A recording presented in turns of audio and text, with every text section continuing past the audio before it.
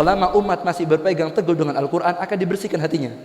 Tetapi ketika para pemuda, masyarakat tidak suka dengan Al-Quran, maka itu petunjuk hatinya akan menjadi mati. Kalau sudah hati yang mati seperti ini, maka hati itu akan buta. Kalau buta di dunia, alhamdulillah kita masih bisa lihat. Kalaupun buta di dunia, kita tidak bisa lihat gunung, tidak bisa lihat laut. Tapi kalau buta di akhirat, Pak, kita tidak bisa lihat Nabi Muhammad SAW. Dan itu yang ditakutkan oleh Nabi Muhammad SAW. Lalu yang kedua, Nabi Muhammad mengatakan, apa kata Rasulullah? Dzikrul maut. Banyak ingat kematian. Orang yang ingin menjadi dekat dengan Allah, dia harus introspeksi diri, sadarkan dirinya, wa uddan nafsaka min ahlil kubur. Sadarkan bahwa antum adalah penghuni kubur. Apa macam-macam seiling, maring ini mati percuma gak usah diterusno.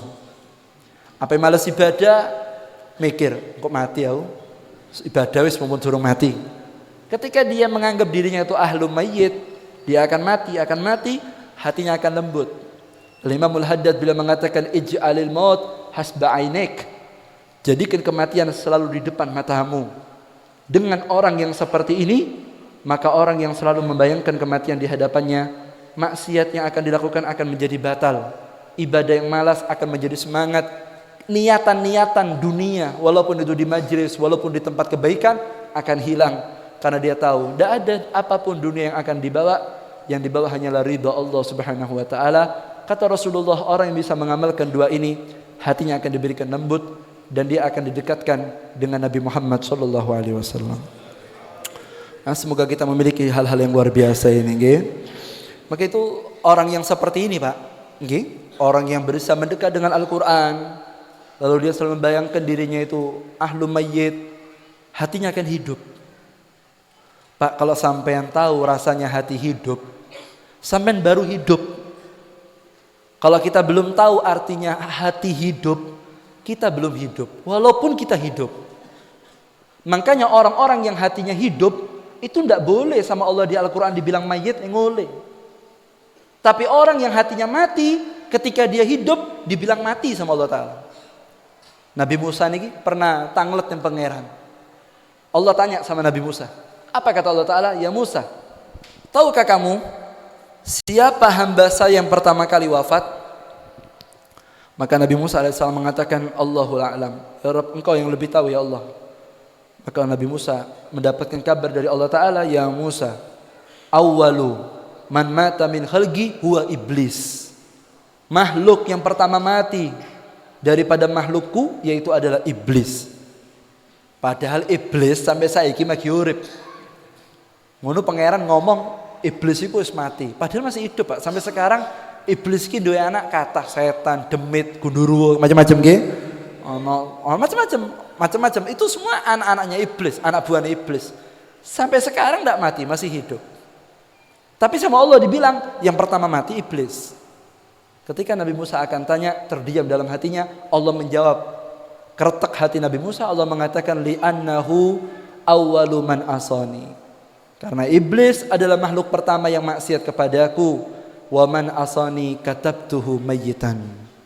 Orang yang hatinya kaku, dia bermaksiat kepadaku, tidak mau melaksanakan yang wajib, katabtuhu mayyit, saya tulis dia mati walaupun hidup.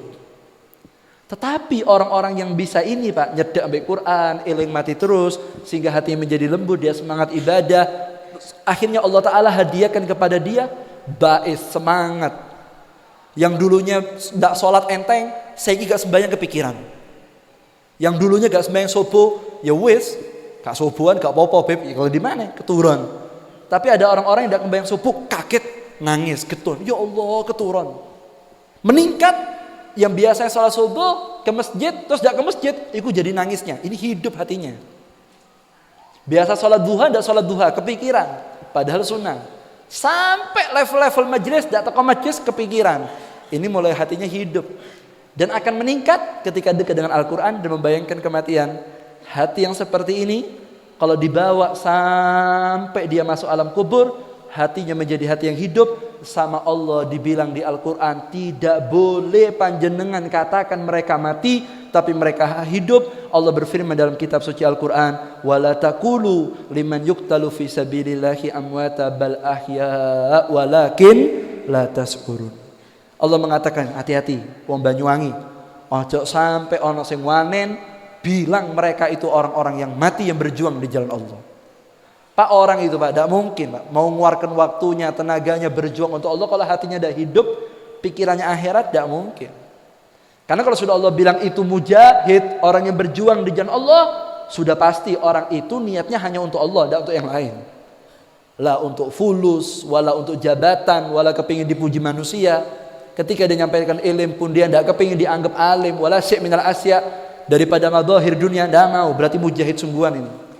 Yang seperti ini yang hatinya hidup, ketika mereka sekalipun sudah ditutup dengan tanah, Allah menegur kita, jangan ada yang berani bilang mereka itu mati, bal ahya, mereka hidup.